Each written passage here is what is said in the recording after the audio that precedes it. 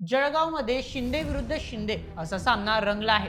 गुलाबराव पाटील आणि किशोर पाटील यांच्यात मुलांच्या उमेदवारीवरून महासंग्राम होणार आहे. सविस्तर सांगतो मित्रांनो. जळगावमधून एक असा राजकीय सामना रंगतोय जो महायुती विरुद्ध महाविकास आघाडी असा नसून तो थेट शिंदे गट विरुद्ध शिंदे गट असाच झाला आहे. जळगावचे पालकमंत्री आणि शिवसेना शिंदे गटाचे बडे नेते गुलाबराव पाटील यांना त्यांच्याच पक्षातून थेट मोठं आवाहन मिळालं आहे. आणि हे आवाहन दुसरं तिसरं कोणी नाही तर पाचोऱ्याचे धडाडीचे आमदार किशोर पाटील यांनी दिलं आहे.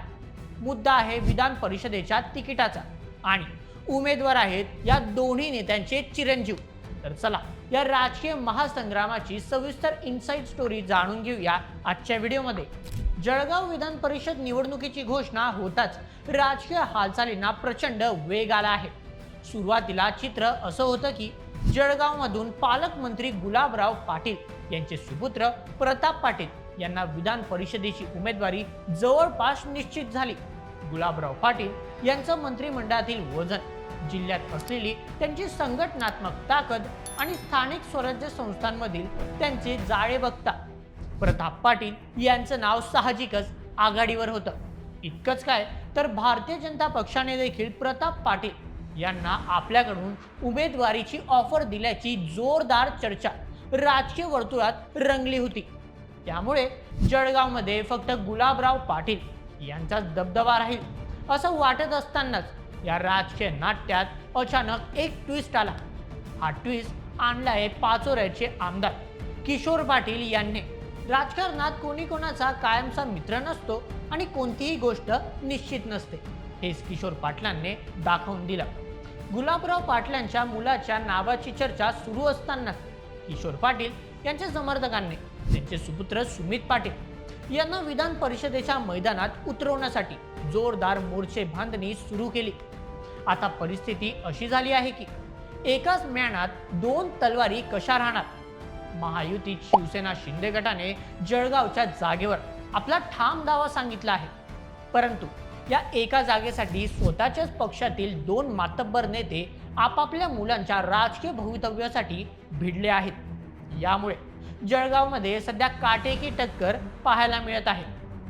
आता मित्रांनो, तुम्हाला प्रश्न पडेल की एका कॅबिनेट मंत्र्यापुढे अर्थात गुलाबराव पाटील यांच्यापुढे एका आमदाराचा म्हणजेच किशोर पाटील यांचा निभाव कसा लागणार. परंतु राजकारण हे फक्त नावावर किंवा पदावर चालत नाही, तर ते चालतं गणितावर. आणि किशोर पाटील यांच्या समर्थकांनी नेमकं हेच मतांचं गणित पक्षश्रेष्ठींसमोर आणि मीडियासमोर मांडलं आहे. विधान परिषदेची ही निवडणूक स्थानिक स्वराज्य संस्थांच्या प्रतिनिधींकडून निवडली जाते. इथे ज्याच्याकडे जास्त नगरसेवक त्याचाच विजय निश्चित मानला जातो. चला तर मग हे जळगावचं मतांचं गणित साध्या भाषेत समजून घेऊया. सर्वप्रथम किशोर पाटील यांची ताकद. किशोर पाटील यांच्या समर्थकांचा दावा आहे की त्यांचा पाचोरा भडगाव मतदारसंघात त्यांची ताकद खूप मोठी आहे. पाचोरा नगरपालिकेत शिंदे गटाचे 22 नगरसेवक, 2 स्वीकृत नगरसेवक आणि नगराध्यक्ष अशी तब्बल 25 मते त्यांच्याच खिशात आहेत.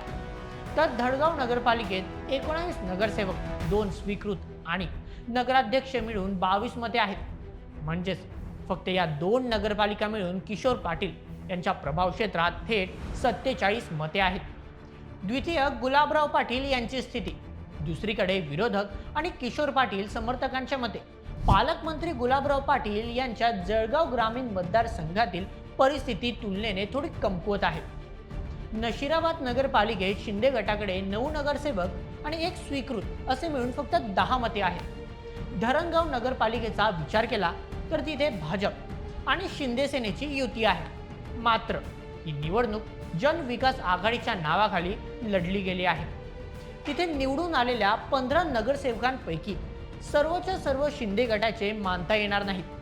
त्यात भाजपचेही काही नगरसेवक आहेत आणि केवळ 9 नगरसेवक गुलाबराव पाटलांचे कट्टर समर्थक मानले जातात. याच आकडेवारीवर बोट ठेवून आमदार किशोर पाटील यांच्या गटाने सुमित पाटील यांच्यासाठी जोरदार लॉबिंग सुरू केलं आहे. आमच्याकडे मंत्रिपद नसेल, पण विधान परिषदेसाठी लागणारी मतांची शिदोरी आमच्याकडे जास्त आहे, मग उमेदवारी सुमित पाटलांना का नको, असा खडा सवाल आता पक्षांतर्गत विचारला जात आहे. हा वाद आता फक्त जळगावच्या गल्लीबोळात मर्यादित राहिलेला नाही, तर याचे पडसाद थेट मुंबईत उमटू लागले आहेत. किशोर पाटील गटाने आपला हा मतांच्या गणिताचा मेसेज राज्याचे उपमुख्यमंत्री आणि पक्षाचे प्रमुख नेते एकनाथ शिंदे यांच्यापर्यंत अत्यंत शिताफीने पोहोचवला आहे. यामुळे एकनाथ शिंदे आणि पक्षश्रेष्ठींसमोर दुहेरी आव्हान उभे राहिले आहे. एकीकडे महायुतीमध्ये भाजप, शिंदे गट आणि अजित पवार गटात जागा वाटपाचा फायनल निर्णय अद्याप झालेला नाही. भाजप या जागेवर स्वतःचा दावा सोडायला तयार नाहीये आणि दुसरीकडे जर ही जागा शिंदे गटाला मिळालीच तर उमेदवारी कुणाला द्यायची, गुलाबराव पाटलांना नाराज करणं परवडणार नाही. आणि आकडेवारीच्या जोरावर किशोर पाटलांनी केलेला दावाही डावलता येण्यासारखा नाही. पक्षांतर्गत गटबाजीमुळे उमेदवारीचा हा पेच आता अत्यंत गुंतागुंतीचा बनला आहे.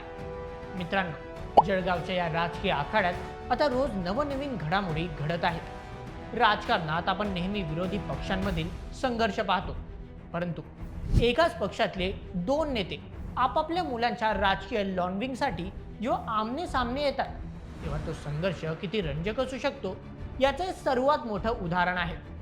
जळगाव जिल्ह्यातील ही निवडणूक आता केवळ महायुती विरुद्ध विरोधक अशी राहिलेली नाही, तर ती शिंदे सेनेतील अंतर्गत शक्ती प्रदर्शनाची एक अतिशय रंगतदार लढत ठरणार आहे. येत्या काही दिवसात मुंबईत होणाऱ्या मॅरेथॉन बैठकांमध्ये यावर काय तोडगा निघतो? भाजप ही जागा खिशात घालते की शिंदे गटाला मिळते? आणि जर शिंदे गटाला तिकीट मिळालंच तर गुलाबराव पाटलांचं पारडं जड ठरणार की किशोर पाटलांचं गणित कामी येणार? हे पाहणं संपूर्ण महाराष्ट्रासाठी अतिशय उत्सुकताचं ठरणार आहे. तुमचं काय मत या संपूर्ण प्रकरणावर आपल्याला कमेंटमध्ये नक्की सांगा आणि अशाच व्हिडिओसाठी सबस्क्राईब करा बोल एमएच आपल्या यूट्यूब चॅनलला. धन्यवाद.